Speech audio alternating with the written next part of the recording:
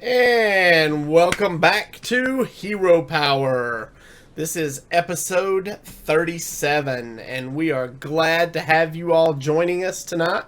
I am your host, Avantes, and as always, I am joined by my co-hosts, Zeroshio. What are you doing to me? No screen share? I don't even know what's going on. Oh, see, there you go. You guys got to remind me of this stuff beforehand. And my other co-host, Virsica. I'm in the same boat. I'm lost. I was like, wait. And I look over at my Twitch stream. I'm like, oh, wait, we're going. We're going. What's going on? There we go. Is that better, guys?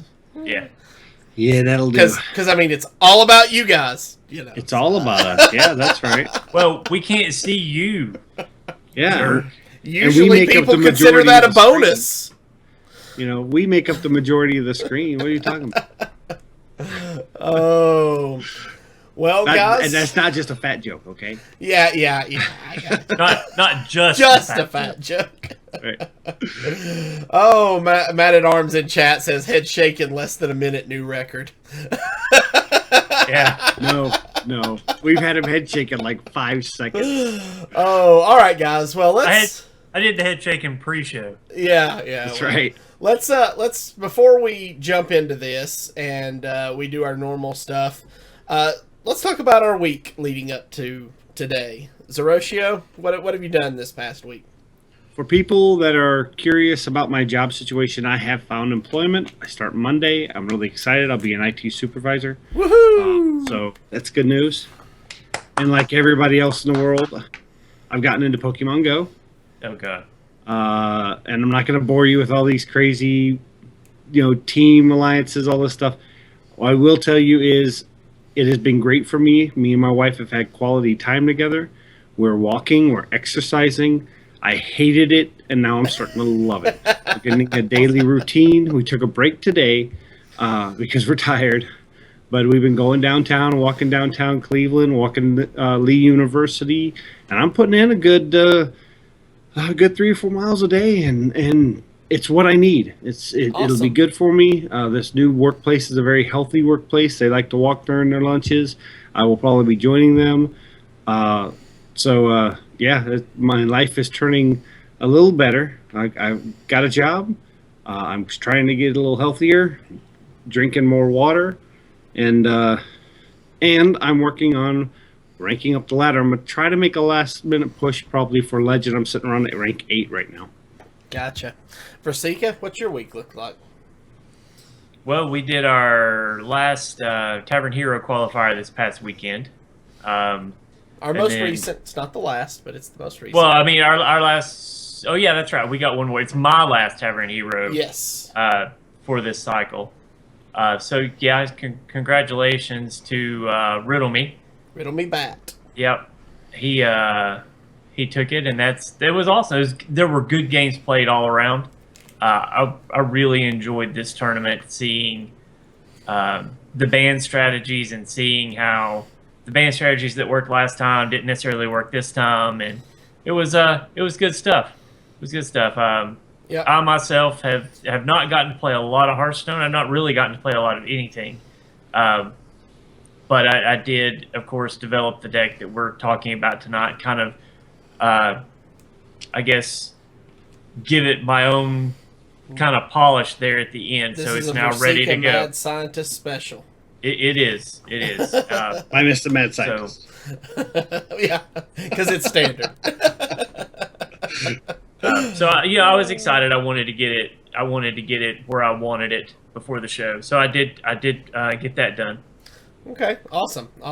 Well, I, like you said, ran the tournament on Saturday, and so that took up most of the day. Then I've been playing a little more this week. I'll talk a little bit later in the show, but I might have gotten a little obsessed with this week's Tavern Brawl, and I've already got like multiple wins.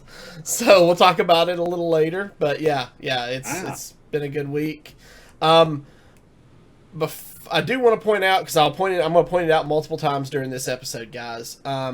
Next week, I am taking a business trip and flying out to California on Tuesday. So I'll be gone next week, all of next week. So we are going to do the show live on Monday the 18th at 7:30 Eastern. Hand quotes, business trip. Yes, it is a business trip. So next Monday there will be a live episode of Hero Power. I will push this multiple times throughout the evening. All right, Virsica, before we get into the news, why don't you tell us about our partners over at Viforce? All right, so we talked a little bit about this last week, but I just wanted to reiterate. Viforce has worked it out to where you can now buy one of their systems and you can get 6 months no interest financing. I've talked about Viforce now for a while. Their prices, still some of the best prices on the market. Their customer service is second to none. The people you're dealing with are amazing people. We are very proud to be in a partnership with Viforce. It's as important to us to be in a partnership with good people as it is to just be in a partnership. So for us, this is such good news. There's other stuff in the works, exciting stuff that we're going to talk about over the course of the next few weeks. But for right now, if you are looking to buy a video gaming system, go to HeroPowerHS.com. Click on the Viforce link, go to their website, check out what they have to offer. Get in touch with them about financing if you can't afford to get one right off the bat. 6 months is a long time to pay something off, and with no interest, that's just amazing. Same as cash. So. Yep. And they sent us an email earlier this week that I think we should probably touch on maybe at the transition with some big news coming up very soon. So don't steal my thunder. I'm not going to steal your thunder. I've got this all laid out. I know. So, all right. So let's get into the news, guys. What? No. I get to eat this week. Oh, that's right. I almost made Zeroshio go hungry again. Eat this week. We did have a 5-star iTunes review this week, guys. So thank you so much. This is from Ringo OSU.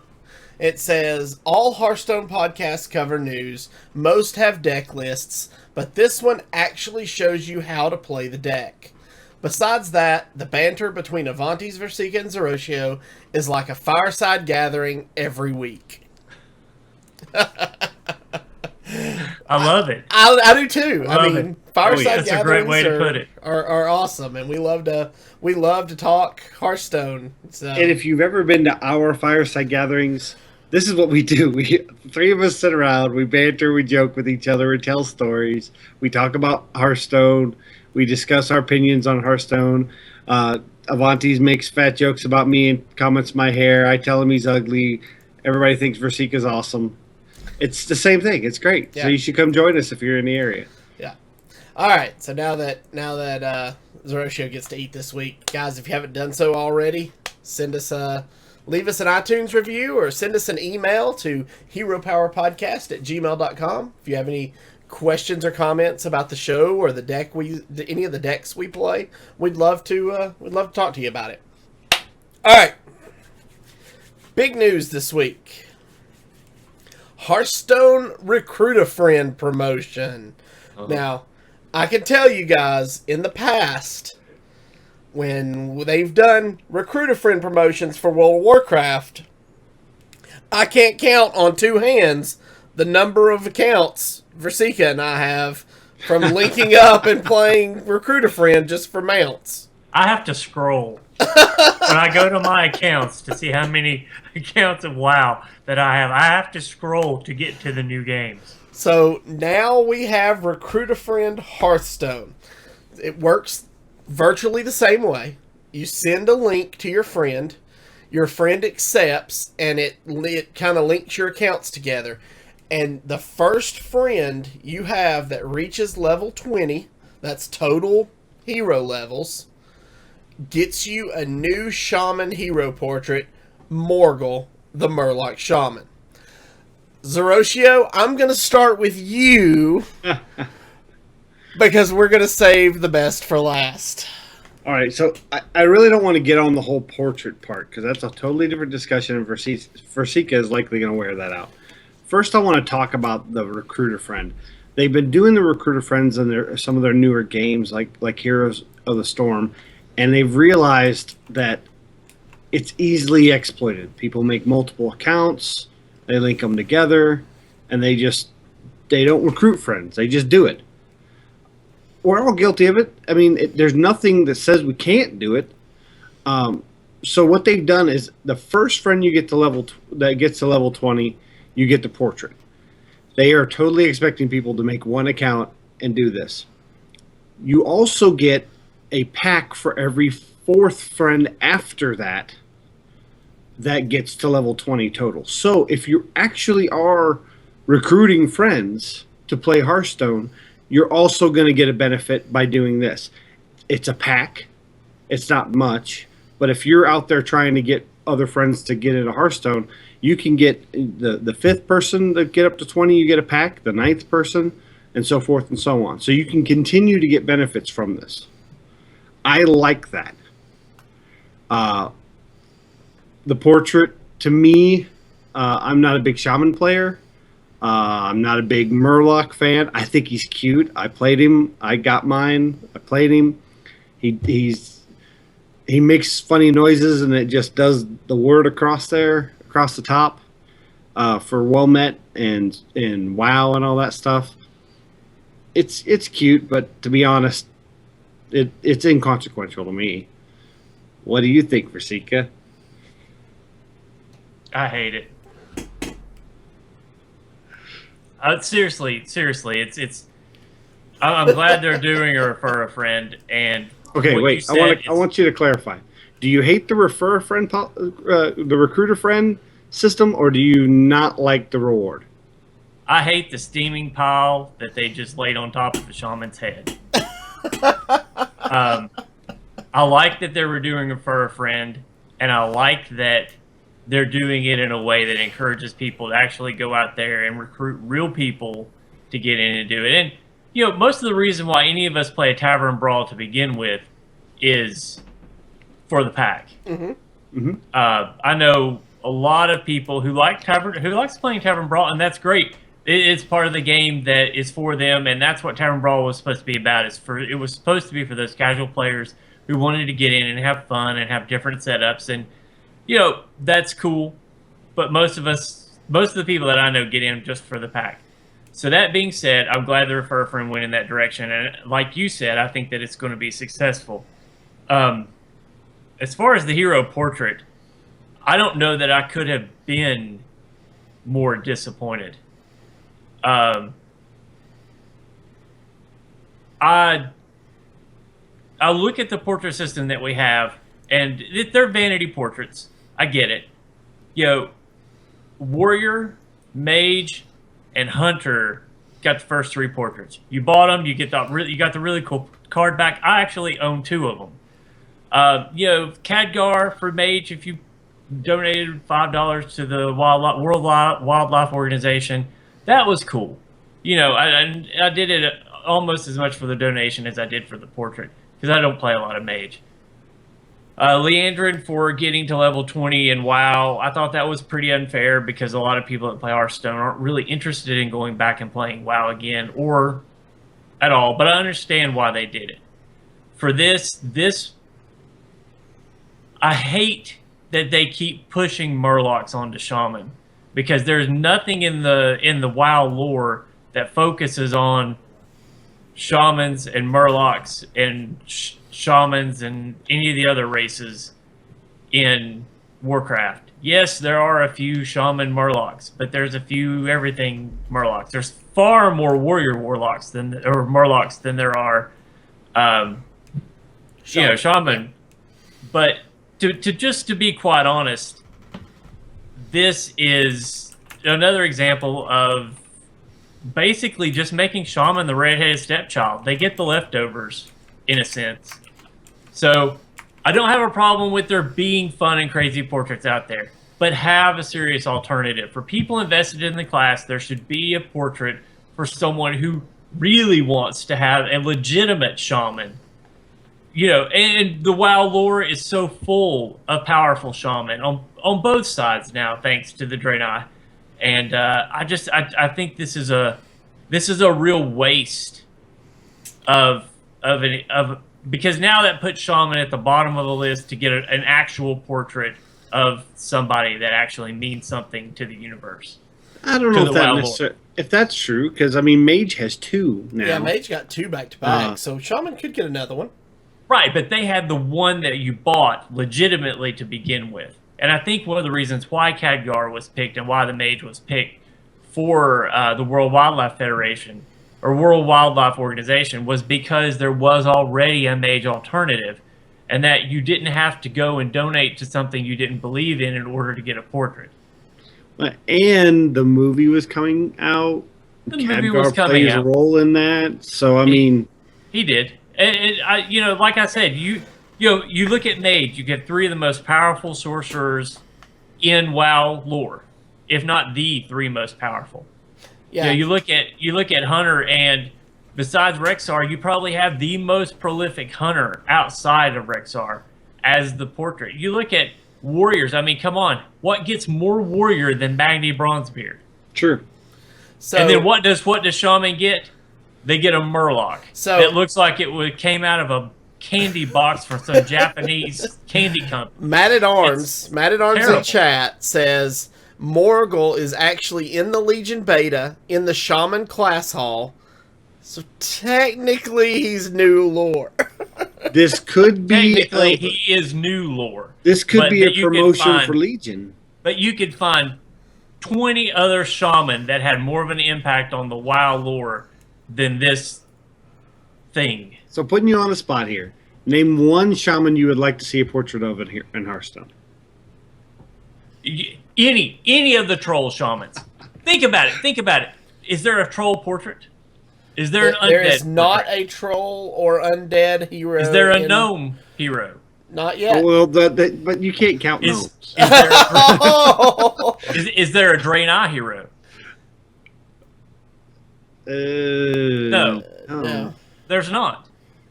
And these are classes that you can play in WoW. The only class to get a class that you can't play in WoW is Shaman. That's true. It's a race. Really, play, yeah. Really, yeah. It's really. I think it's pretty pathetic. All right. So wait. Are you saying that they just leaked that Murlocs are going to be a playable race in World of Warcraft? Is that what you're saying? No. No. Kidding. You heard it here first, folks. and don't get me wrong, Murlocs are a going joke in my family, and we love to laugh at them, and it's one of my wife's favorite things to hear when I play Hearthstone is hear a Murloc thing. Yeah. But taking that part out and looking at it from just a strictly player standpoint of what I would like to get from Hearthstone, and this is yet another example of how Hearthstone doesn't do it right, where the other games are doing it right. Now Hearthstone does it right in so many ways that other games don't. But it's like they can't seem to get one game that just does it all right. Now Virsica, Mr. Nasty said it best. All Murlocs matter. No. I would have to disagree. Of all the races in World of Warcraft, Murlocs probably matter the least. Exactly. But I mean, gnomes, really? When you think about it, you've got to work a troll in at some point. I would think you would have to work a troll in at some point. Where are you going to work it in now? Well, they made the most prolific troll in current lore a card. So that's going to be difficult. Exactly. But they did that, I believe, so that they can bring in Tyrande as the new priest card, which gives the Alliance 2 priest, but it's still a legitimate player in the history. Yeah.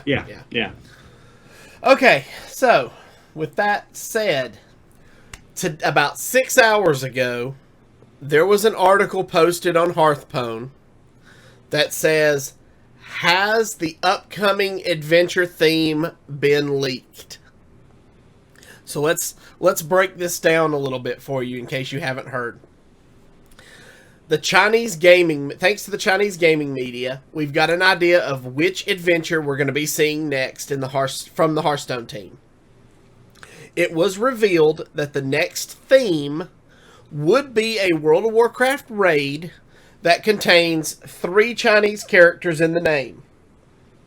Now, Reddit user Chihong has compiled a list of raids that include 3 Chinese characters in their name.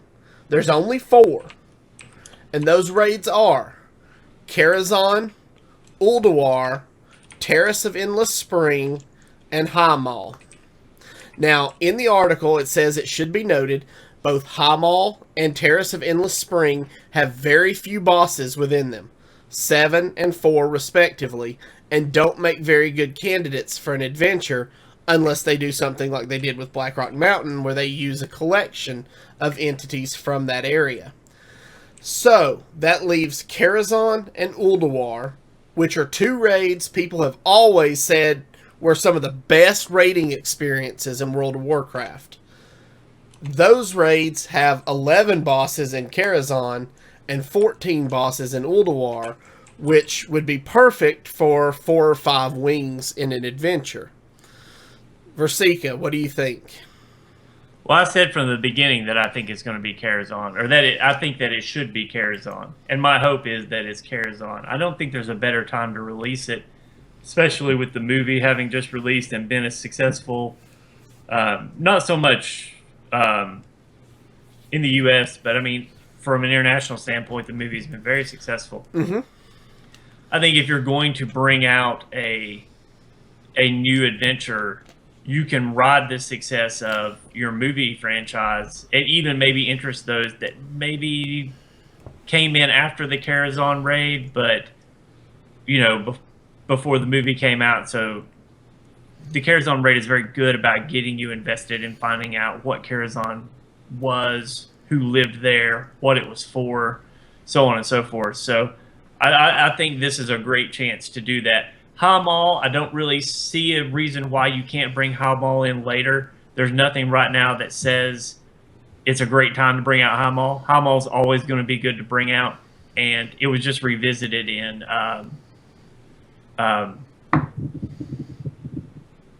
Warlords of Draenor? Well, yeah, it was Warlords of Draenor, and didn't we have something to do with Hamal and Cataclysm? Maybe not. I don't remember. I thought one of the lower adventures changed into a nice Hamal I've slept since story arc.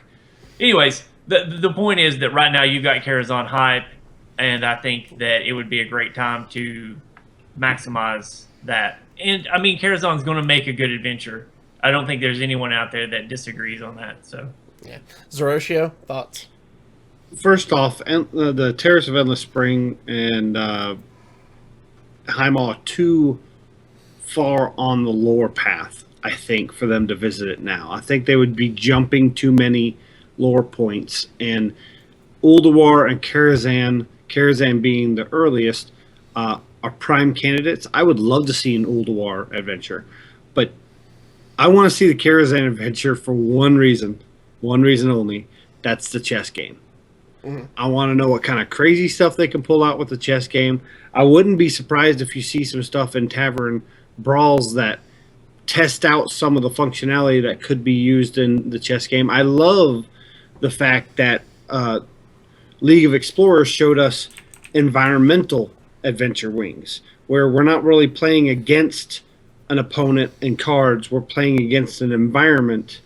We just either have to last or not die or escape, whatever the case may be. And I think that's something they can do with Karazhan really well. There's a lot of really cool stuff in Karazhan that I think is very much adventure mode worthy. But like I said, the chess game is, and being able to cheat, or the opponent being able to cheat, it has so much flair and flavor. I'm just excited. I'm excited for Karazhan. It's already coming. All right. I'm this is Pirates versus Ninjas all over again. I'm calling it. Great. Karazhan. Great. Thanks for putting the kiss of death on that. Oh, I no. appreciate it.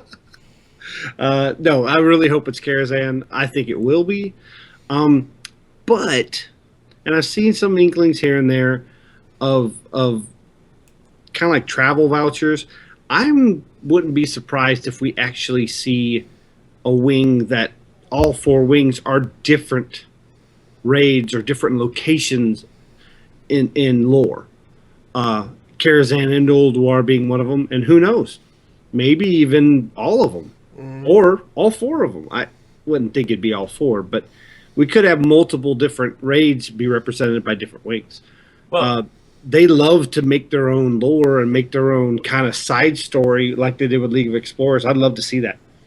just one more point that I'd like to make about Ulduar. I think we all want to see an Ulduar adventure. You have the opportunity to bring in maybe 2 new classes, Monk and Death Knight, in. If you were to bring in those 2 classes, because if you've noticed, they pretty much stayed away from main characters in those 2 classes.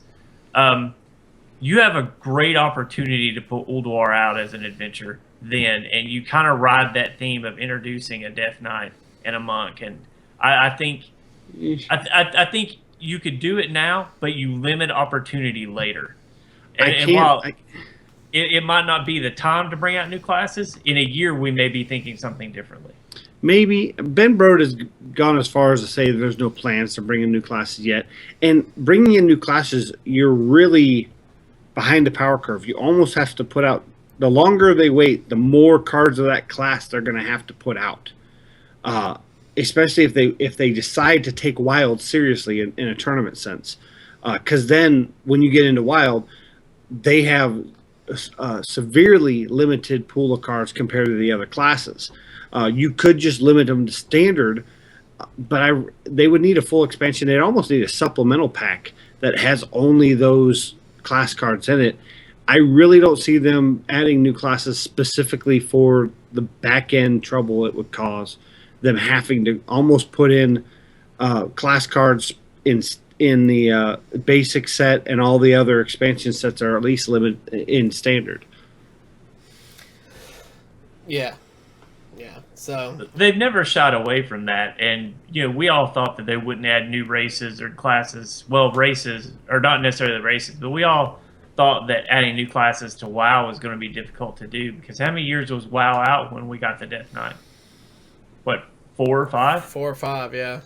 I mean, there was a lot that had to be done on the back end of that. I mean, what you run the risk of doing is you run the risk of not having enough new in the game, which they've already taken a very good stance in doing the expansion cycle the way they have. But eventually, you're going to run into that feeling of same old, and you're going to have to add something to spice up the game. And if you wait a little while to do Ulduar, then you open up the opportunity to use that as a way to build those class cards later. Yeah, but if you were to do an expansion that included, say, Death Knight, you would literally have to have 0 bad cards in Death Knight for them to compete with the other classes. And then you risk that class being too powerful on a collectible card game sense. I can understand balancing and changing in a MMO and even in a MOBA or first-person shooter, but when you're dealing with having to make a pool of cards for that specific class to rival what the other classes have had over the last 2 years, 3 if they wait a year to do it, I just can't see them being able to do that and make it a sustainable, either sustainable or make it overpowered. There's no way to do it middle ground unless they put in supplemental packs equal to the number of sets that are currently out. I think right now we can't make an assumption one way or the other till we see how the new expansions are going to work with how they balance with one another, having 2 a year. Otherwise, we risk overvaluing the cards coming out in new expansions and undervaluing the cards that have come before, or vice versa. Because I mean, when Goblins vs. Gnomes came out, everyone was using Goblins vs. Gnomes cards. When TGT came out, you didn't really see that change very much. TGT didn't really have a big effect in there. So I mean, that set pretty much had zero impact. And then Whispers of the Old Gods come out and it almost completely jumped TGT again. So, we can't overvalue those previous cards, just like we can't overvalue cards that we don't know what are coming yet. And we can't, right now, we don't have enough information to know how Blizzard is going to balance the two expansions. Yeah. So they can definitely figure that out. But go ahead. But trying to compare Fallen Empire, TGT with the other expansions there's Whispers of the Old Gods and Goblins versus Gnomes were both very strong, and they did really good for the meta at the time. I would have a hard argument deciding which one was better. Now, in the current meta, obviously Whispers of the Old Gods is more effective, but I like Goblins versus Gnomes just as much as I like Whispers of the Old Gods. The Grand Tournament, and for you Magic the Gathering players out there, I like to call it Fallen Empires, fell very short. And I think it's because they got a little too creative with some of the mechanics and they didn't have a large enough sample size of cards. Inspire. The Joust. Well, though Joust is starting to come back now in small doses. But yeah, Inspire and Joust just fell short, and I think it mainly because there just wasn't enough synergy and not enough cards with the effect or beneficial effects. But we can't say with any degree of real intelligence that wasn't by design. Because Goblins vs. Gnomes was very powerful. Whispers of the Old Gods is very powerful. This next expansion may be almost just like TGT in an effort to dilute the card base and perhaps provide a little bit of balance in some areas where they feel like it's too strong. It's always bad to go back and nerf cards that people have gotten used to. It causes bad blood. It causes a little bit of player pushback. But if you identify those spots that maybe came out a little too powerful for your liking in the next expansion, and then use that expansion to dilute that card base, then you can attempt to balance by addition instead of balance by subtraction. That's a good point. I like that.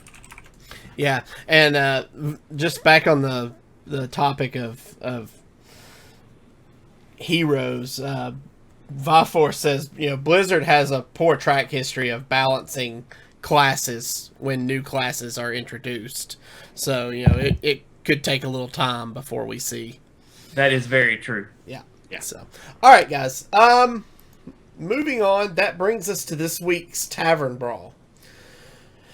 All right, so this week's Tavern Brawl is called Servant of Yogg-Saron Tryouts. It's a new Tavern Brawl we've never seen before. Mm-hmm. And it says, help Yogg-Saron find a servant. Your deck is full of wannabes who cast a random spell at a random target when played. When I logged into this today, I had 3 quests in my quest log. Win 5 with a druid or rogue, win 2 with a warrior or rogue, and win 3 games. I very, very, very quickly knocked out all 3 of my dailies today. In this Tavern Brawl, playing rogue. It was the most fun I've had in a long time, and I've already got 5 wins under my belt. Zeroshio, what has been your experience? This Tavern Brawl is like hammering in a nail with an egg. Okay.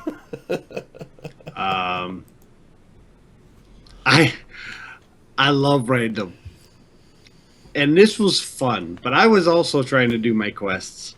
And it was just like it was so haphazard. I did find some techniques. Don't play really, you have to play behind the whole time. If you have a 1-cost minion, don't throw it on turn 1, because if it's anything that targets a minion, it's going to hit your minion. And if it's an adverse effect, then you've wasted your first turn. You want to let your opponent get out the gate and just start throwing things down, and it raises the chance it's going to hit their minions. Now, it may be beneficial effects, but the math has been done that there's more negative effects in spells than there are positive effects. But it really is just... I've had my opponent have a completely full board and 30 health, and I'm at like 12, And all of a sudden, I just win. I don't know how I won. I can't tell you how I won. I don't remember it. It was like I had a crazy bender at a party. Woke up the next morning married to a rich hot chick. I don't know what happened, but it worked. But it's just it's crazy. It's almost too crazy for me. I played it. I had some fun. I hated it also, and I'm done. Okay. All right. Virsica? Yeah, I played a couple of games. Shaman, of course. It was okay. I mean, there's strategy to it.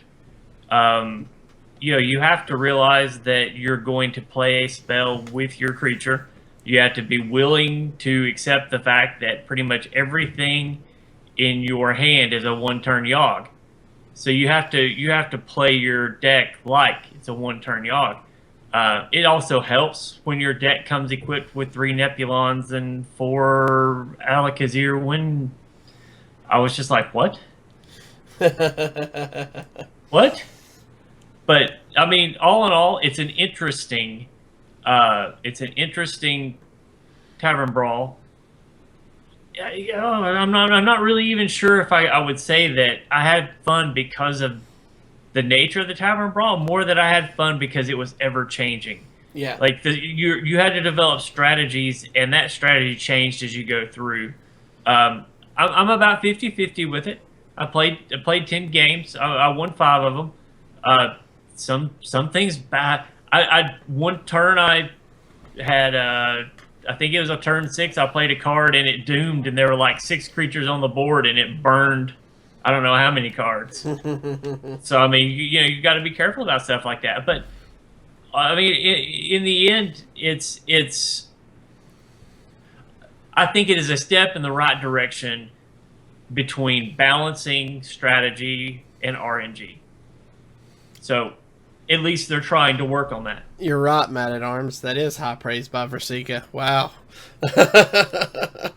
I'll tell you, having a board full of minions, and for some reason you get back-to-back every fin is awesomes, and you just win. Yeah. You got like 34 points of damage on the board. It's just crazy. Yeah. I had one situation where it was turn 1. He throws out a minion, mind games and gets. I was playing Druid. He got, was it Mech Bear Cat? That every time it gets damaged, put a spare part in their hand. Yeah. And then on turn 3, I throw out a minion, and it does Bouncing Blade. It kills the Mech Bear Cat and completely fills his hand up with spare parts. Wow. And every spell after that he got made him draw a card, which caused him to burn cards. It was ridiculous. Wow. I had an Alakir that I'd used to clear 2 minions. It was at 1 health, and I played my next minion, and it triggered Ancestral Healing? No. Daggone it. The new Shaman card for 1 mana, Evolve. Triggered Evolve. Oh, wow, okay. Yeah. And I ended up with a full health Alexstrasza. It was just like, my opponent, you could just tell, was just like, really? Really? Yeah, I had one that evolved into 2 Kor'kron Elites, and then I threw another spell out, and it cast Polymorph Boar on one of my most recent summoned minions, so I had 12 charge attack on the board. Yeah. See, I played Rogue the whole time. Can't write this stuff. I played Rogue the whole time, and my favorite was a turn 9, or maybe turn 10. I forget its casting cost. Ice Howl. 10/10 can only attack minions and has charge. Yep. Dropped him into play, and he immediately hit. The spell that went off was the Shaman spell that heals them and gives them taunt. Ancestral Healing? Yes, Ancestral Healing. So it's like, boom, I have a 10 taunt minion attack. It was all, they couldn't get through it. It was all downhill from there. I can tell you there is one huge winner in this week's Tavern Brawl, and that's Trollden. There are going to be tons of Trollden videos from this Tavern Brawl, I guarantee you. Yeah. So it was a lot of fun. But speaking of all these awesome Shaman spells, we have a shaman deck for you from the madman himself, Virsica. This deck is based off of a deck we saw played at the first Tavern Hero qualifier that we did this season. No. That I pulled that in because I thought it was similar to the deck. This was actually based off an old Savit's deck. Oh, okay. Once Whispers first came out. So it very loosely has those bones. Gotcha. Okay. So this is a N'Zoth Control Shaman. And it's got all kinds of goodies in it. It's a lot of fun. So let's just do a rundown real quick, and then we'll let Virsica tell you a little bit more about it. So the deck has 2 Lightning Bolts, 2 Ancestral Knowledge, 2 Lava Shock, 1 Storm Crack, 1 Eternal Sentinel, 2 Elemental Destruction, 2 Farsight, 2 Healing Wave, 2 Hex, 2 Lightning Storm, 1 Azure Drake. Then it's got this is where the deck gets expensive, guys. Halaziel, Cairn Bloodhoof, Emperor Thaurissan, Sylvanas Windrunner. You got 2 Thing from Below. Then you got Chillmaw, Ragnaros the Firelord, Ysera, N'Zoth the Corruptor, and Yogg-Saron Hope's End. Wow. Oh my gosh. Well, just to be totally honest, for the sake of full clarity, this also used to have Harrison Jones and definitely Dragon Lord in it as well, but those are not present right now. What's amazing is I have all these legendaries.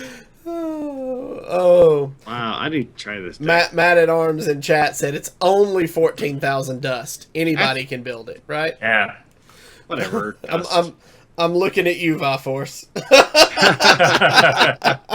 Yeah, this is definitely not a it's not a cheap deck. Yeah, so Virsica, tell us a little bit about how the deck plays. Okay, so if you'll remember coming into the Whispers of the Old Gods meta, the meta was very aggro heavy, especially with at the time you saw the first real rendition of aggro shaman before the 7/7 for 4 came in. This deck is specifically designed to go up against that deck, Secret Paladin, and Zulok. If you'll notice, like the whole anything that costs under 5 is strictly control. It's very control heavy, but your MVPs of the deck are Elemental Destruction, Lightning Storm, and Healing Wave. So one of the questions you might ask right off the bat is, well, why don't you have any early game minions? Well, because the thing that keeps you alive in this deck is Healing Wave. So if you're not familiar with Healing Wave, it's a jousting healing spell for shamans. It heals you for 7. If you win the joust, it heals you for 14. So basically, with Halaziel, Healing Wave, you basically have 3 poor man's Renos in this deck. It's very hard to kill you if it goes. It's not if you win the joust. It's when you win the joust. Exactly. So you'll notice I have 1 minion in here that's under 5. So most aggro decks, that means I win 98% of the jousts right off the bat. Mm-hmm. And that's what this deck is designed to do, is to win against aggro. You also recall at the time, Priest was almost non-existent in the meta. Control Paladin was almost non-existent in the meta. So one of the things that I have found is that as the meta swings back towards a more control style, especially in the early ladder, this game runs a much less winning percentage. It runs at only about 55 or 60%. And that's just trying to outlast them. It does, however, do very well against Control Warrior, even without Harrison Jones. And so if you'll notice, one of the other things about the deck is there's a lot of card draw. You have Ancestral Knowledge, you have 2 of those. Farsight lets you draw a card and reduces the cost by 3. And then you have one Azure Drake, and that's actually plenty of card draw. One of the things I ran into a lot having Harrison Jones in the deck was against Warriors, I was actually okay, but when I'd come up against Shaman, you really want to get rid of that Doomhammer pretty quick. And usually I ended up burning cards because I had to get rid of the Doomhammer. But I don't want to put the Acidic Swamp Ooze in, because then that's another chance for me to lose the Joust with Healing Wave, which is really the cog of the deck. Okay. So this is one of the few decks, and I know when you came over and watched me play, you're like, did you just coin out Hero Power? Yes, this is one of the decks where it's absolutely okay to coin Hero Power, because Thing from Below is one of your key defensive cards early. So while I don't have minions that come out before turn 5, by using those totems early, I can get it out turn 3 or 4. Okay. Now, one question I have, the fact that you have one Eternal Sentinel in here, do you question whether you should Healing Wave if you haven't drawn your Eternal Sentinel yet? I try not to Healing Wave if I haven't drawn the Eternal Sentinel yet. In fact, when I'm mulligan, I'm really looking for 3 things. Against a Warrior and a Shaman especially, you want Elemental Destruction in your hand. But I'm usually mulliganing for Eternal Sentinel, Elemental Destruction, or Lightning Storm. Those are going to be one of the big things that keep you alive early. So if something happens, you do draw Elemental Destruction late, throwing down Halazil and throwing out an Elemental Destruction is almost guaranteed to bring you up at least 2/3 of your health. Okay. Yeah. Okay. Cool. Well, I'm looking forward to seeing this deck in action. So let's go ahead and move on to the second half of the show and check that out. So if you guys are joining us on Twitch or YouTube, please stay tuned for the live play portion of our show. If you are listening via the audio podcast, we would like to thank you for joining us. Remember, you can follow us on Twitter at HeroPower_cast, and you can find all of our past episodes on YouTube at youtube.com/ECMMOgamers, or on our website at HeroPowerHS.com. If you enjoy the show and would like to help support and improve it, you can do so by joining our Patreon at patreon.com/HeroPower. And as always, we'll see you again next week. And don't forget to use your Hero Power. Even with the coin. That's right. Alrighty. So, Virsica, you're driving this week. So before you get started, why don't you tell us a little more about the new things happening at Viforce? Yeah, so we talked earlier that we've got some things in the works with Viforce. So I want to reiterate again that they are doing the 6-month financing. And guys, I can't say enough about how important it is to take note of that. Very few places will let you finance a personal computer for that long. So it's a great opportunity.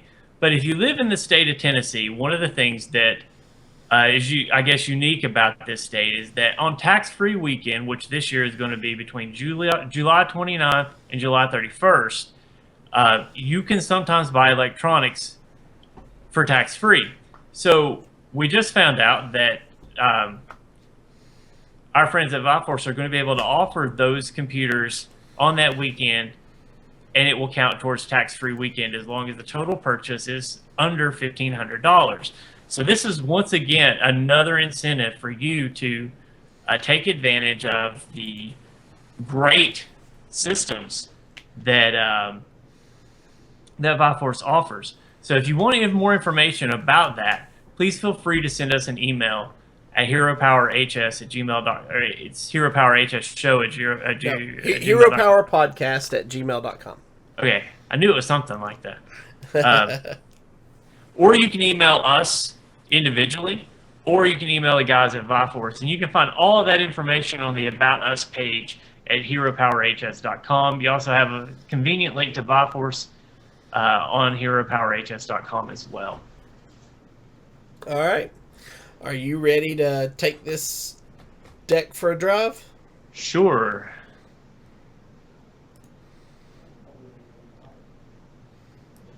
And the robotic voice that is going on, maybe because of our internet, mine is running really slow right now. I was watching your frames drop, and it was just like running up like the old Knight Rider speedometer. Yeah. All right. Queuing up. Okay.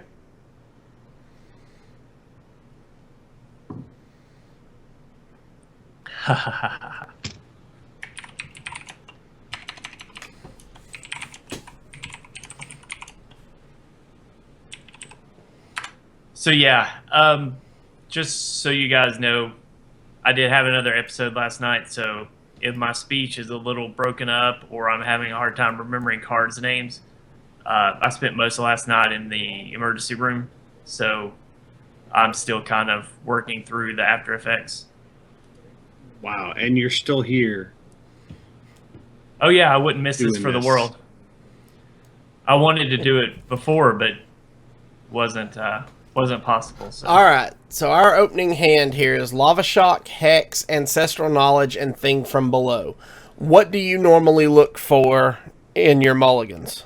Okay, so in my mulligan, I'm looking for Lightning Storm, Elemental Destruction, Eternal Sentinel. Because this is a shaman and we're at level 15, I'm going to assume it's an aggro shaman. Mm-hmm. So I'm going to want to keep Thing from Below. I'm definitely going to want to keep Ancestral Knowledge because I'm going to want to get those cards in my hand quicker.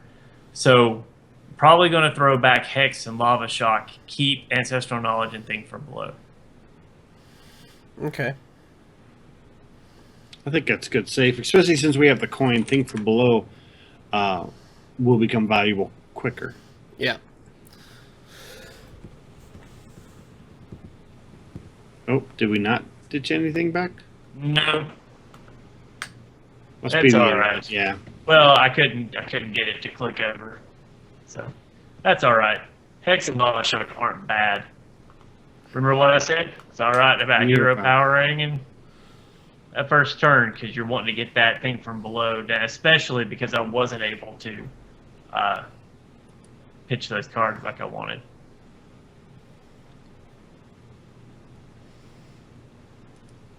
Now, the Argent Squire coming out, I mean, that pretty much guarantees that we're running up against an aggro shaman deck. Mm-hmm. So, I think here, normally against another style deck, I would go ahead and Ancestral Knowledge because I really want to get to that. I really want to get to that Lightning Storm.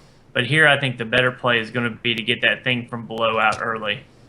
Especially since he's not been able to throw out anything so far that's really been able to put a lot of pressure on me. Right. Yeah.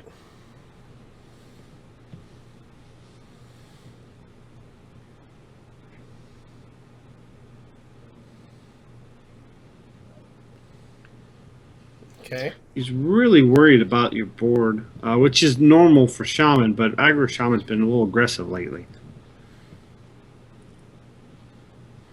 Yeah, so the Taunt Totem will make sure that I only take 2 next turn, and Thing from Below gets to come out on turn 4. Nice. So now you're starting to see the value of having that Elemental Destruction and Lightning Storm early. Right.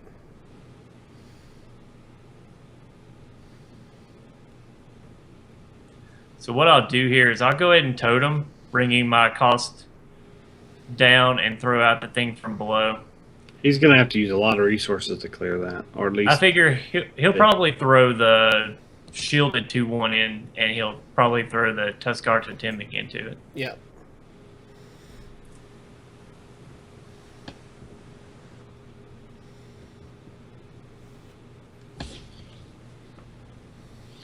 Oh, it would help if I ended turn. It's okay. The element's yeah. going to destroy you. Do you think that this is a Flame Wreath turn? Do you think he's going to pop that out? Probably. Be a good hex target. Oh. Oh, he's just going to Rock Biter into it. And that's okay, because that's one less Rock Biter I have to worry about on the Doom Hammer. Yes. Yep. Oh, and now he ignores our totem. It's odd. You could trade into the 5/1 very easily.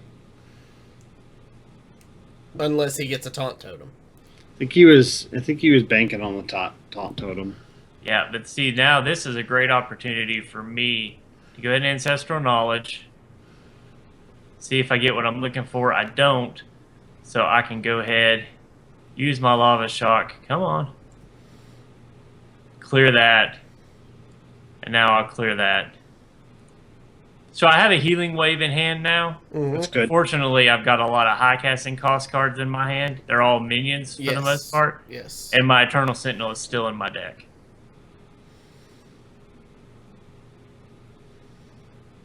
We really could use a board clear. Yeah, if I don't draw a Destruction or a Lightning Storm, this will be a Hex Healing Wave turn. Yeah, Hex on a 3/4. We didn't, Yeah. so yeah.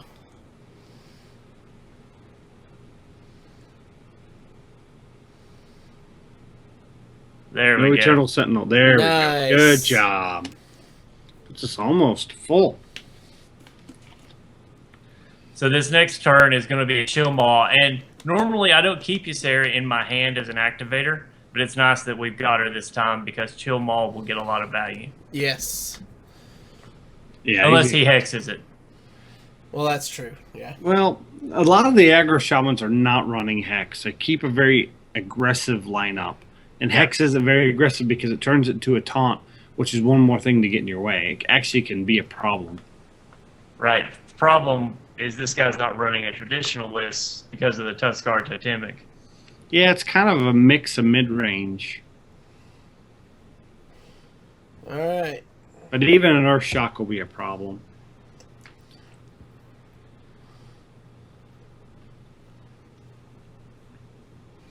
Well, this will tell us. Yeah. Well, he didn't snap into anything, so that tells me he doesn't have an easy removal. Nope, He's he going to doesn't. run everything into it. Yep. Well, this clears everything, but if he's got a Rock Biter, he's just going to Lose. clear Yeah. me with Doomhammer. Nope. No Rock Biter. He's got Lava Burst? Lava Burst. Yeah. A Or two lightning Lightning bolt? Bolts. Yeah. Any of the combination of anything above? Mm-hmm. Yep.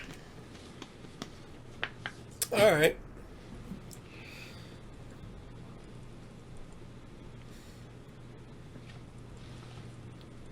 Yeah, we didn't get any of our early removal like we needed.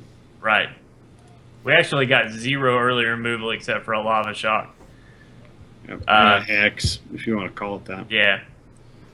But I mean, when you're running 2 Elemental Destructions, 2 Lightning Storms, 2 Lightning Bolts, and a Storm Crack, you expect to see something. Right.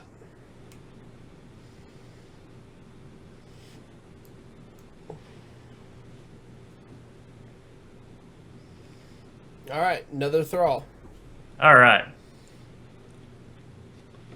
Chance for Redemption. Oh, of course I have to go first this time. All right, Yeah. so I will be throwing back all 3 of these. Yeah. And there we go. Here we go. Lightning Storm. Thing from below Nice. even. Yeah. So we can pass turn 1. And Elemental totem Destruction. turn 2. Yeah. Yep. We can play this slow, really. Yeah. Yep. And that's what you want to do with it. You want to play the first little bit slow. And of course, Argent Swire once again lets you know that this is an aggro shaman. Yeah. Yeah, let him build up a little bit of a board before you bring his world crashing down.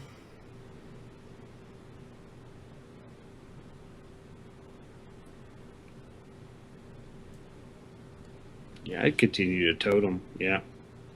Got another Lava Shock. That's good. And we drew into Sylvanas Windrunner last turn. That'll help us a little bit if he does run the Flame Wreath. Yeah.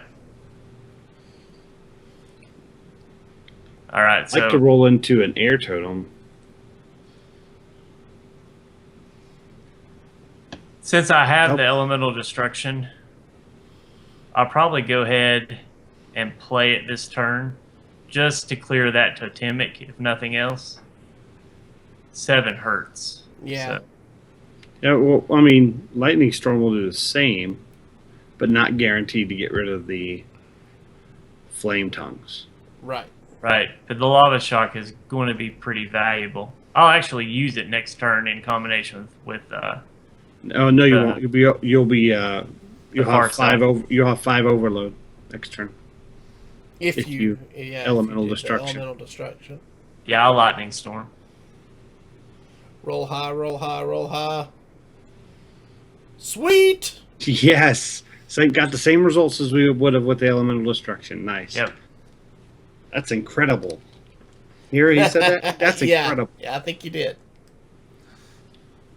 He even likes our play. So there's the Thunderbluff Valiant. And I'll go ahead and I'll put a little bit of. What do you think You know about what? Farsight here? I'll just Farsight and not Yeah. worry about clearing it. They'll only buff up 1 totem. Oh, nice. That's a 7-mana Yogg-Saron. Yep.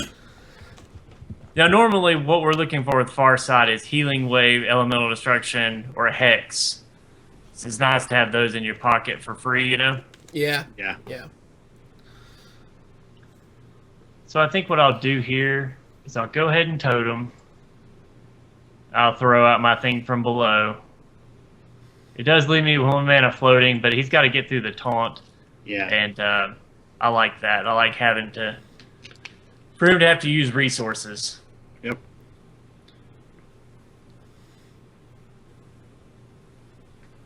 Because even if he clears it with a spell, that's chances are he's probably going to clear it with a damage spell, and that's something I don't have to take to the face.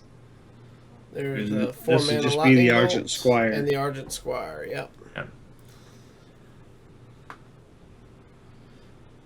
That's actually good for us because It that really brings is. the Valiant into elemental destruction range. Yep. We don't. Are we going to roll for an air totem, or would we rather totem afterwards? With elemental Yeah. destruction, I think it's best to totem afterwards because it's just gonna whatever you summon is just gonna die. Yeah, I mean, there's a chance that it can roll low on the Thunder Bluff, but we can use Lava Shock to To unlock. unlock our crystals. Yeah. Yeah. And we're really going to go ahead and play this aggressively because of because we're wanting to get those spells in for Right. Yogg. Right. Yep. Right. Totem up. So now this really makes the board nice and neat for turn 8 Ragnaros. Yes.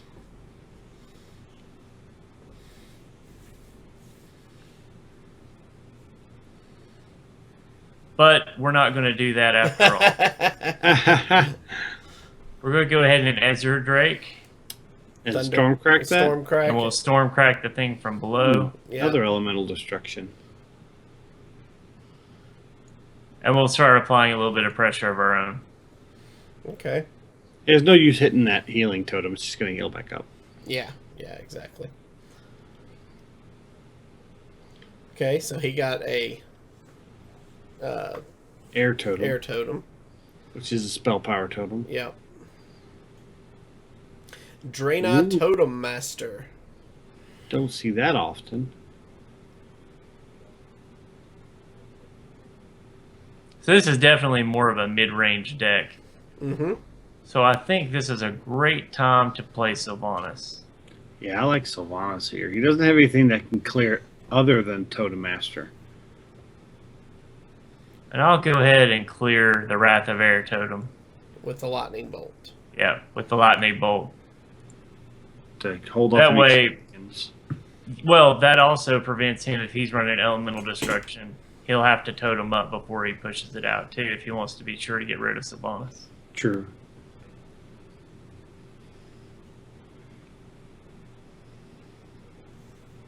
He should probably run into Sylvanas, and that way... Oh, he's gonna Or he hex can hex her. Sylvanas. Yeah. He's going to exit. So really what this does is it leaves me in a great position to Yogg, Mhm. since I don't have a healing spell. But before I do that, I really want to see if I can't get a healing wave. So Farsight. I'm thinking Farsight. We'll see what we draw. We can always Elemental Destruction if we need to.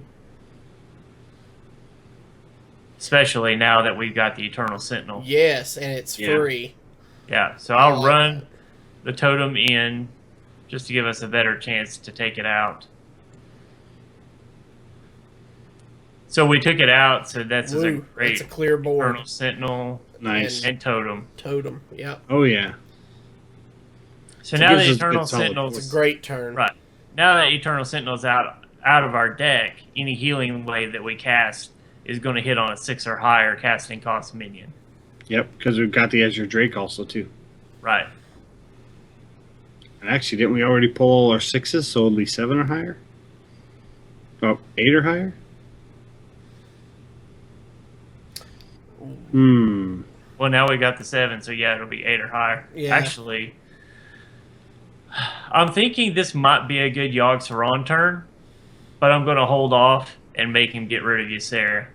Because the dream is to pull Dream from Ysera so we can Yogg twice. Or N'Zoth twice. Gotcha. You don't think there's a possibility he can pull lethal this turn? He might. We're going to chance it because I think if he... He's going face. So that's, we're at 9. He's digging for the... Second hex. So yeah. This is There's the great second for hex. Chill Mall now. Yeah.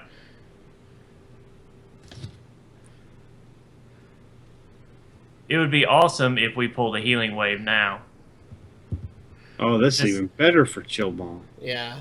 Well, actually, Chillmaw can't kill anything now because we don't have Oh, a 'cause dragon. We have an right. activator. Got rid of Right. the activator. So I think now you have to Yogg. Yeah. I think Yogg is the Do we best think from below before or after we Yogg? after. After. Okay. Yeah. Actually, we're going to play her first. Okay. Because she can't be She targeted. can't be by spells. targeted.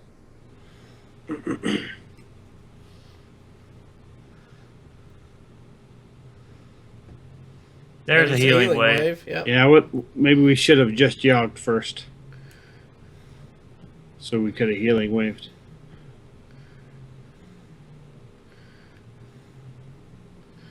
Ooh.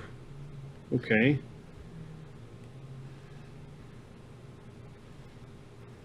Wow. So now we have to burn a card. That's going to stink. Yeah. We would have burned one if we hadn't cast her. He needs 1 point of damage to beat us. Yep. Oh well. Live and Yeah. die by the Yogg. Yeah, if we wouldn't have cast her first, we could have healing waved now. Yep. Or test him for any kind of secrets.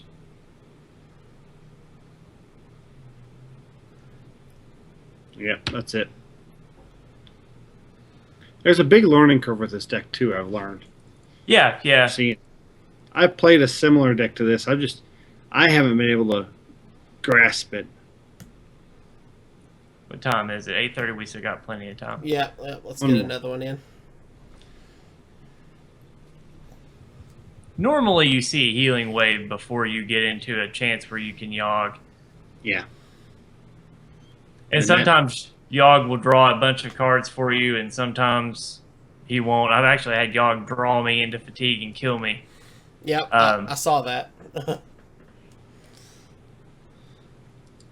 All right. So we're facing a mage, and we're going second. And our opening hand is Elemental Destruction, 2 Hex, and a Lava Shot. The only thing that I would normally keep here is going to be the Elemental Destruction. I would for a chance at Tempo Mage. Yeah. The Lava Shock may help you for an early Sorcerer's Apprentice. It's the only thing. Yeah. Wow. A lot Got of it. deep. Got thing from below. That's Yeah. good. So coin hero power. Yep. Coin hero power.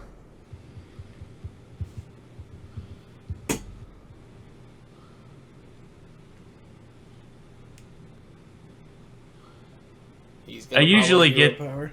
I was gonna say I usually get this response from my opponents when I coin hero power. They're just like, "Did he just really coin hero power?" Hero power again. So Wrath of Air totem. We still got 1 health on our taunt totem. I'm really surprised he didn't just ping me to the face. Well, yeah, I am too. All right, so here, normally I would, if I hadn't drawn Farsight, I would Hero Power again, but I'm going to cast Farsight, see what I draw into. Let's try it again. Second game with a 7-mana Yogg.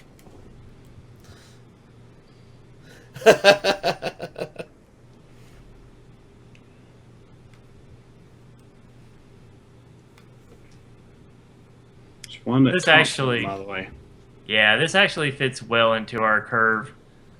So leaving no mana on the table. Yep. No mana on the table. Fireball. Yep. Yep, that draws out a fireball. That's Correct good. play. He's really concentrating on clearing my board, which makes me think this is probably a freeze mage. So far, yeah, I'm seeing freeze. It could be a form of that new tempo, but freeze 2 loot hoarders. I think you're right. I think it's freeze.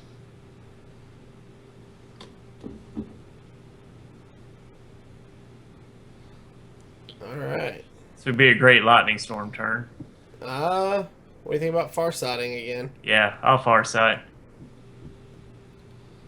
He's not threatening too much damage on the board. There's your free hex for later. Stick that Yeah. in your pocket. And I have 9 mana or 9 cards in my hand, so I will just go ahead and totem and pass. It hasn't really done a lot of damage to me. We need to pay attention to his hand because we can make him draw 3 cards. Yep. If he doesn't use cards, so he just drew. Matt at Arms is saying definitely freeze mage. Yeah. Yeah, this is freeze mage. So a lightning storm would be great here. Healing wave. All right, so I have to play something. I think I'll just. We don't know what this is, do we? It's freeze mage. Freeze mage, so it's could be probably- counterspell. But more than likely, it's going to be ice barrier or ice block. Yes. So what do you think about Emperor here? I like. Yeah. This is great value for an emperor. We're not low enough. He's threatening to kill us yet. Yeah. And so if he trades into it, he's going to draw some cards anyway. Or we draw out another burn spell. I anticipate probably another burn because he needs to keep his empty. He needs to empty his hand or at least knock a card or 2 off of it. Yeah. And we've now got this 6-mana Yogg-Saron just sitting in our hand. Yeah. Yeah. Oh wow, he's going to face. Frostbolt, Oscillants, He doesn't have leaf. Oscillants, Frostbolt. He actually does have lethal.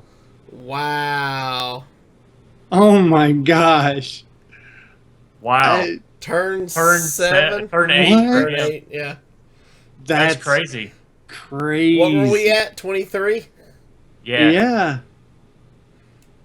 All right. Well, we're going to play this one more time because we still have time. The And that rare was an 4th anomaly. batch with a control deck. Yeah. Wow. Was That that, was just- aggro freeze mage? What? Something. He drew the nuts. He did. He had everything he needed. Yep.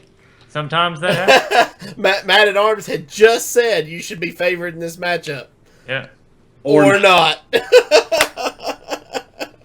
I don't think I've ever seen that before. Man at Arms, ever the prophet. Yep.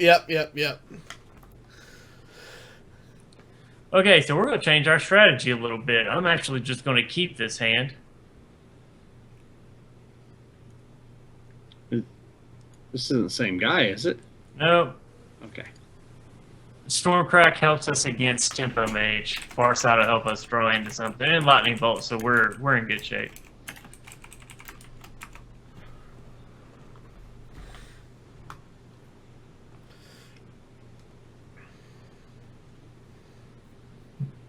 So he's first turn Mana Worm.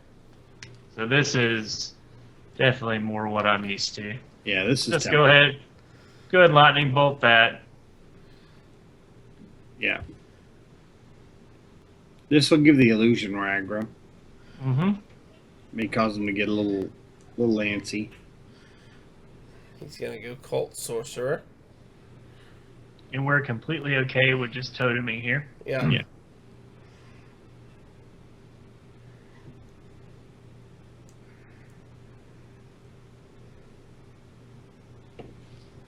So we'll see if he lays down the Flame Waker.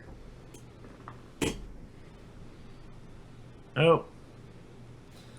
Arcane Missiles. I've been playing Tempo Mage, and a lot of times you want to hold that Flame Waker until you've got a lot of spells with it. I tend to wait until I can couple it with Sorcerer's Apprentice and 2 or 3 spells. Yeah. I play it more like a mid-rangey.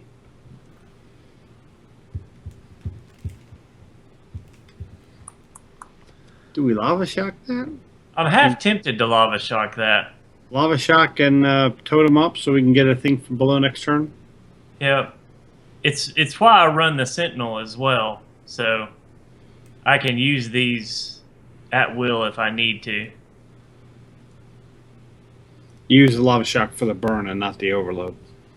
Right. I like playing with a spare, I guess.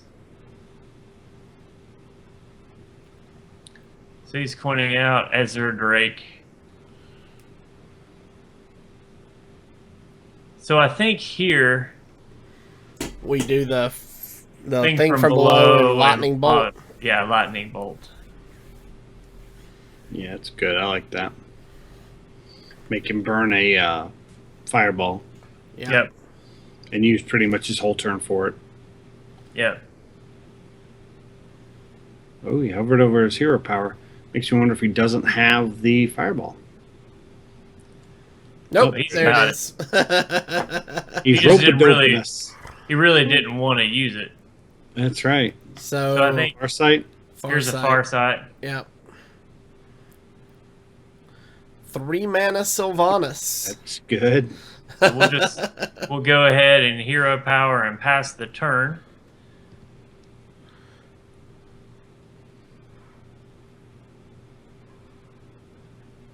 So this will be a Stormcrack turn. Stormcrack and Sylvanas. Good. Yep. Prompt out another fireball. And we Actually, get the Ancestral Recall. That's exactly what we'll do. Do we Ancestral Knowledge first, or We can. that way, just in case we change our mind about the Windrunner? Windrunner on an empty board isn't always the strongest. No, But that but way, it if we forces drew more into this- removal. And if we Right. drew into the Sentinel, that would have been good. Yeah. So He's got to either get rid of it or take the 5. He's Arcane Intellecting. Fireball, Arcane Blast. Wow. So he had to waste two spells on it to get rid of it. Wow. Oh, that was a bad sequencing. Yep.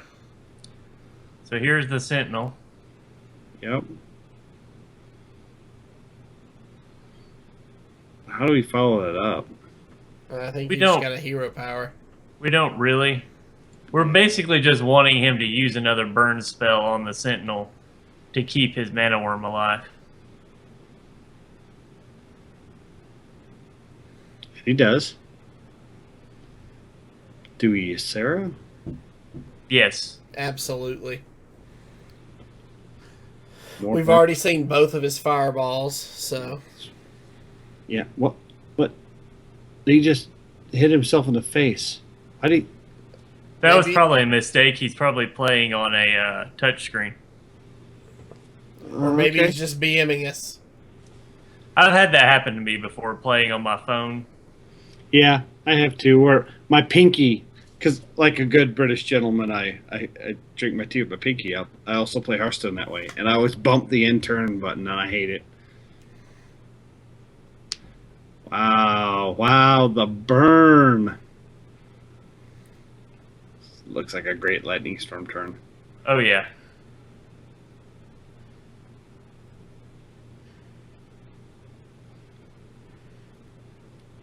Ooh, do we Holozil lightning storm? Absolutely. Yep. Do we totem first to possibly get spell power and get more healing? Sure.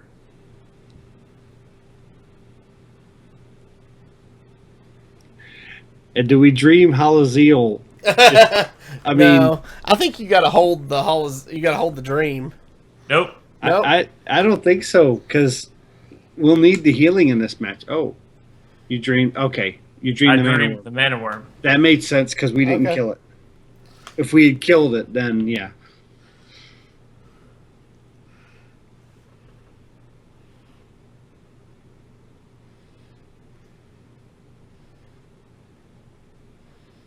Okay.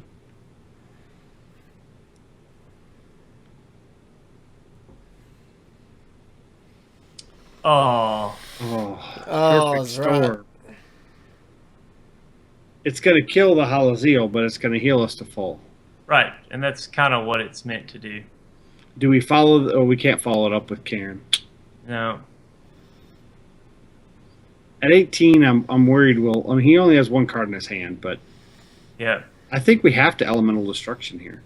I think so too.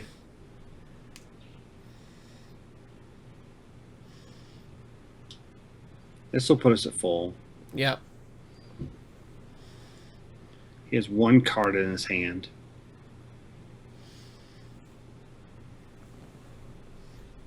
And that card was Yogg-Saron. Wow, he hasn't had that many spells.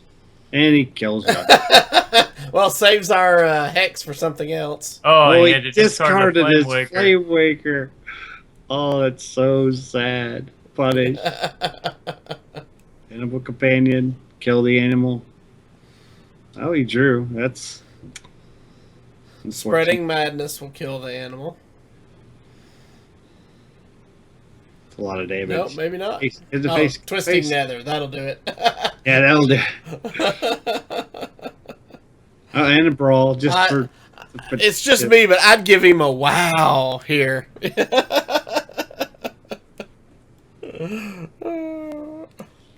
That's incredible.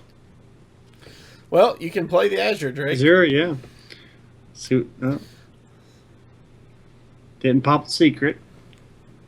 Well, it's a Paladin secret. So. Yeah. Well, it could have been Redemption or Retribution. One of the two. Oh. Well, I know what I'm going to do this turn. I'm definitely going to Lava Shock, then Rag. You don't have to Lava Shock first. I know. I want to get rid of the Sorcerer's Apprentice, so I guarantee. Oh, no. Redemption. Oh, it's 50-50. That's fine. And at least pop the secret. I think that Sorcerer's Apprentice is the deadest Sorcerer's Apprentice I've ever seen. I'm gonna be like you. Hey, we can eviscerate the Spell Slinger. That's great. Nice. So, Farsight, eviscerate. Wow, he is. Oh yeah, without a doubt. Yeah. And from below. Wow. Such goodness. It's running on all cylinders. A free ancestral knowledge, that makes the overload worth it. I guess there's not really any other hex targets. Nope. Both Flame Wakers are gone. And I knew Yogg was coming. Yeah, I've only got 6 cards left. It's a very dead frog. Yeah. The deadest of frogs. Flame Strike. That's fine. Roaring Torch. He's on fumes now. Yep. So now you drop Cairn or even Chill. Do you heal? Yeah. Do you heal the 5/5? Do you heal? No, absolutely not. Not with Bane and Yogg sitting in my hand. Okay. He's got to deal with Chill Maw. Yeah. Oh, Cold Blood. Wow.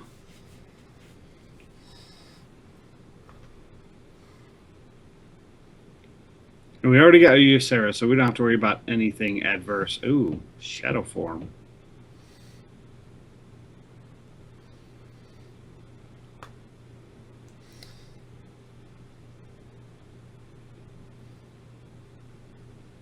We haven't seen the Eternal Sentinel yet. Yeah, I'm going to go ahead and Healing Wave. I don't even know if he has any creep minions left. Yeah. N'Zoth One that draws up him a against card. Blood Mage. And he saw the N'Zoth and went, "No, I don't want any of that." Don't want any of that. I'm good, All bro. right. One All right. more. We got time for one more. Since the one was an admiration. Sure? Yeah. So, this is a record. I know. Only because it's like you said, control deck, and we're 25 minutes in and we're on our That's right. Fifth Fifth game. game. Yeah. Uh-oh. We might have trouble because this Mike might be the head honcho. Yeah. Oh, I see what you did there. Yeah.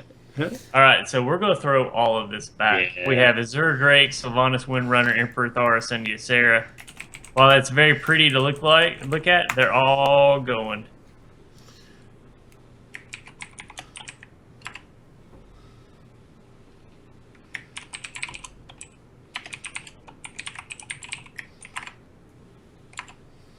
All right. So our new opening hand is Lava Shock, Lightning Bolt, Hex, Thing from Below, the Coin, and a second Lightning Bolt. So, coin, hero power. Yep. That's how we roll. Hero power as much as possible. Mm-hmm. You know what? I need to make a hero power deck. You mean you haven't yet? Well, I kind of have, but I need to make a good one.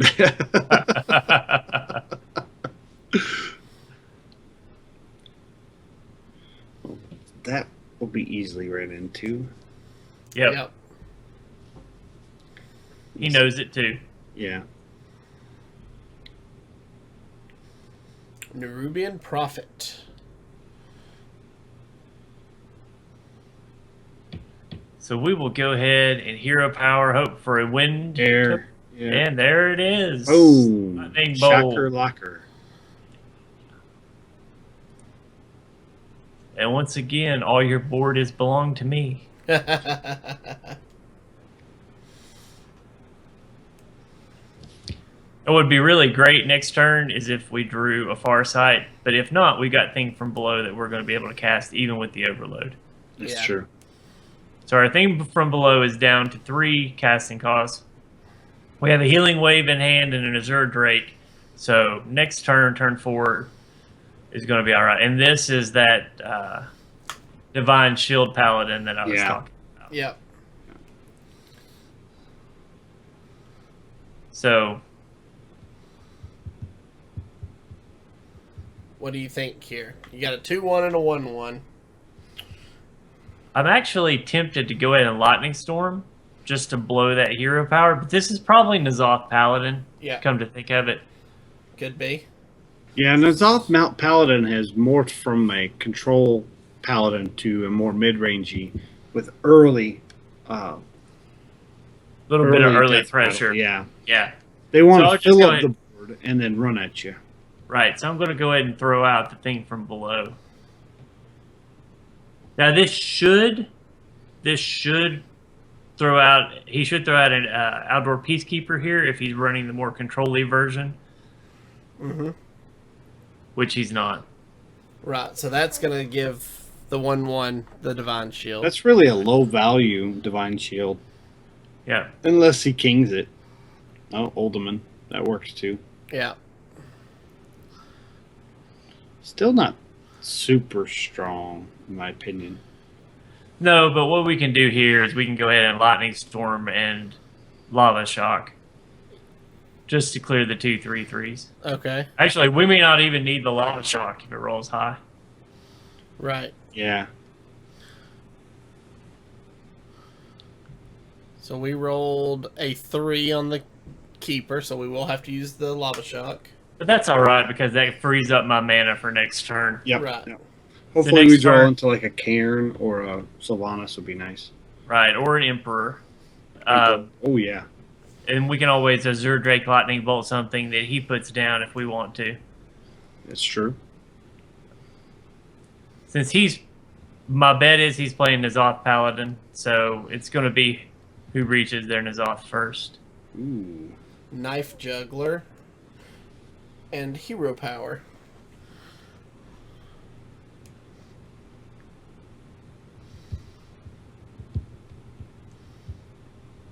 If he doesn't throw out any, these are some weak turns. Yeah. So I like the Azure Drake here. I do too. Do we lightning bolt the juggler? Absolutely. The juggler needs to die. Yeah, I agree. It's a lot of damage. That's A a little bit of five overkill. mana lightning bolt to that poor juggler. Res nothing, that. nothing left but his shoes. Yep. I don't think his shoes are there. He's got those little burn shadows. And thank you, Dusharmo, in chat. We appreciate you what you do, bro. So there's the Steward of Darkshire. So now he'll Hero Power. Yep.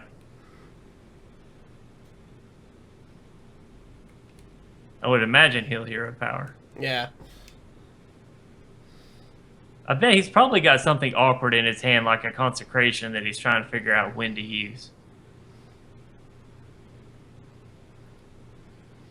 Blessing of Might. So he's going to kill off the Drake. That's okay. Yeah, it did. It served its purpose. It ate another card, so. Mm-hmm.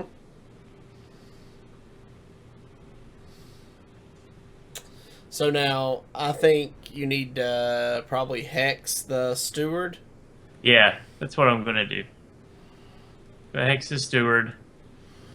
And maybe Ancestral. And I'll Ancestral Knowledge. Yeah. Yeah. Farsight Lava Shock. Okay. Yep.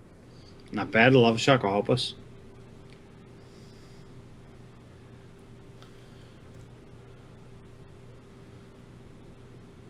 So what I'll do is I'll probably open with Farsight to see what I draw. If I don't draw into anything good, I'll go ahead and Lava Shock. Wow. Pretty good So I value think- out of the Rallying Blade. Right now, we're probably going to need an Elemental Destruction. But even that's not going to help us unless we can pop those shields. Yeah. There's Divine Favor. In my opinion, the most overpowered card in Hearthstone. Hmm. I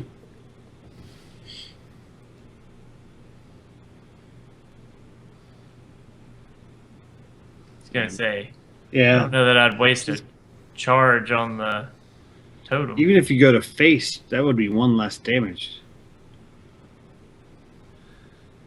So I go ahead and Farsight. Let's see what we get. Elemental Destruction for 0. That's good, because then you can follow that up with the Lava Burst to kill off one of them. Yep. So that's what I think we'll do.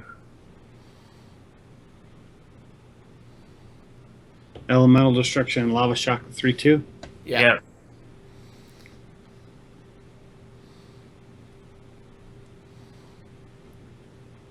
And then Hero Power. Yep. So now the next thing from below that we draw will be free. Yeah. We still have an Ancestral Knowledge in our hand. That's good. Yep. Mhm. Now we feel safe. We've gotten all the stuff out of our hands. Or all of the board clear out of our hands. Right.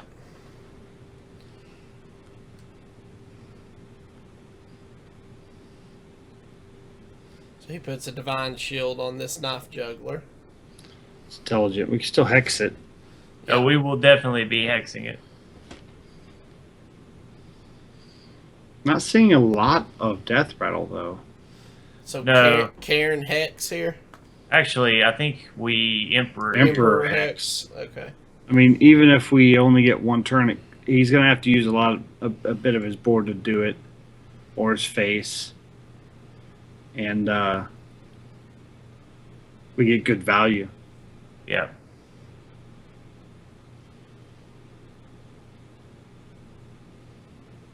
I'm a little upset that we had to waste our other hex on the Knife Juggler because you know Tyrion's in this deck.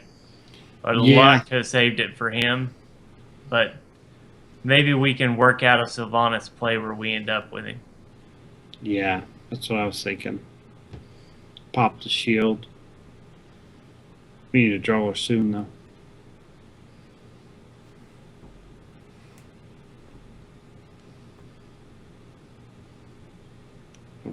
Again, he lost another point of damage. Some of his lines don't look right to me, but hold on. Mm-hmm.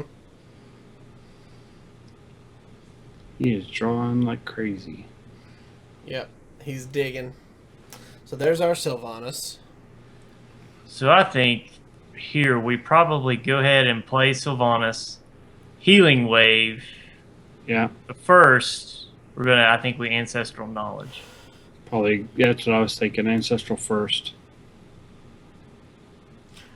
Oh, if only we had Ysera. Yeah, Kill 'em all that's would what be I was great. thinking. So we'll go ahead, Healing Wave. Our Sentinel's still in there.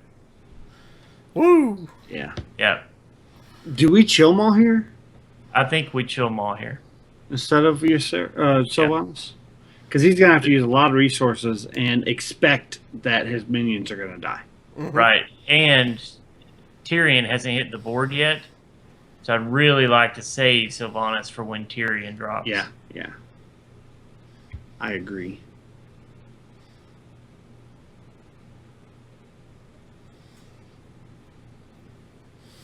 I think he's trying to figure out how to deal with it. Yeah.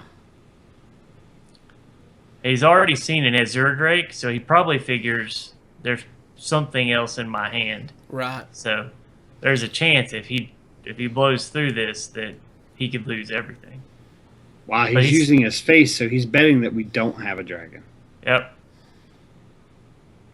That's 6 points to the face. Yeah, but he was at 30, so it's okay. Yeah.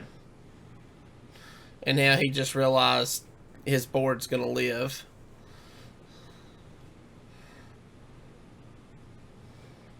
You think maybe he was hoping for more room on his board? Ooh. Blessing of Kings and give it Divine Shield. Wow.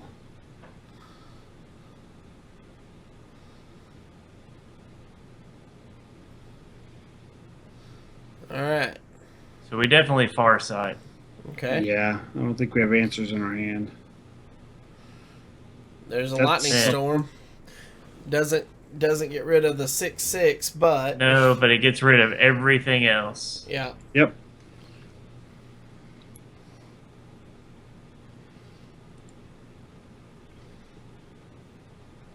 He needs 6 points of damage for lethal. I don't think he pulled that off with Paladin. Unless he's running Leroy. Yep. I don't think he's running Leroy in this run. I run it in my deck that looks just like this. There's 4. Consecration. Yep. Yeah. Hammer of Wrath. That's interesting. All right. Well, that will do it this week. So, as you can see, it is a fun deck. A lot of really good threats. A lot of different ways to take down your opponent. Yeah. Let's see. It is very sequencing. Yes. You have to have the right cards at the right time. Yep. It takes some learning to figure out Big how to learning navigate. curve. Yeah. It does. And, like we've talked about before, different metas throughout the ladder. So when you get into like a transition meta, the 16 to 15 range, it's you're going to run into your biggest variation of decks. Yeah. You're going to get some people who are up at the end of the one and the beginning of the other. So Right. So, all right, guys. That's going to do it for us this week. Zerosho, do you have any last-minute thoughts? Yes, we have one of the best communities here with Hero Power. We always have a good sizable amount of people in chat filling up our chat and giving us good support. We have a lot of people that listen to us on a download, that post on Twitter to us, and I just want to thank our community. they've been doing a great job of just being there, reaching out to Virsica during his times of need, myself during my times of need. We really do appreciate all the support. And I just want to say thank you to our Hero Power supporters. All right. Virsica. Just a reminder that we are going to have another show on Monday because you're going to be out of town. We have a special guest coming. We're going to play some Dragon Priest. Yep. So that'll be exciting. And then the week after I'm out of town, we have another special guest filling in for me. That's going to be an exciting episode as well. So lots of cool stuff coming up in the next few weeks. So stay tuned. Absolutely. And guys, I think that'll do it. Thank you for joining us. Thank you to the chat for tuning in with us. Thank you to all you out there who are listening every week. We couldn't do this without you. We very much appreciate it. Thanks for the iTunes reviews. Thank you for the iTunes reviews. So, guys, as always, if you have any questions or comments about the show, please email us at heropowerpodcast@gmail.com.